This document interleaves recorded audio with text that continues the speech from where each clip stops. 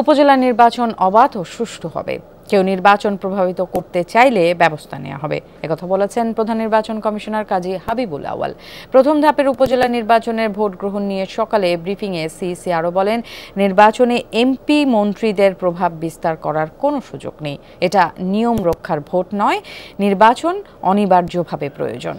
কে কোন দলের প্রার্থী এটা কমিশনের দেখার বিষয় নয় উল্লেখ করে সিইসি বলেন, কমিশনের কাজ নির্বাচন আয়োজন করা। শাসন ব্যবস্থা চালু রাখতে গেলে নির্বাচন চালাতে হবে। সিইসি বলেন, নির্বাচনের প্রার্থী ও প্রতিযোগিতামূলকভাবে নির্বাচন হচ্ছে কিনা এটা দেখা কমিশনের দায়িত্ব। দলীয় বিষয়গুলো দেখার দায়িত্ব কমিশনের না। নির্বাচন যেন প্রভাবিত না হয় তার জন্য কমিশন সর্বাত্মক চেষ্টা করছে বলেও জানান কাজী হাবিবুল আউয়াল।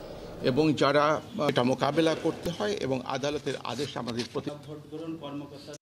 প্রতিটি ক্ষেত্রে আমরা অ্যাভারেজে দেখেছি 4 জন করে প্রতিদ্বন্দ্বী একটি পদের জন্য অ্যাভারেজে।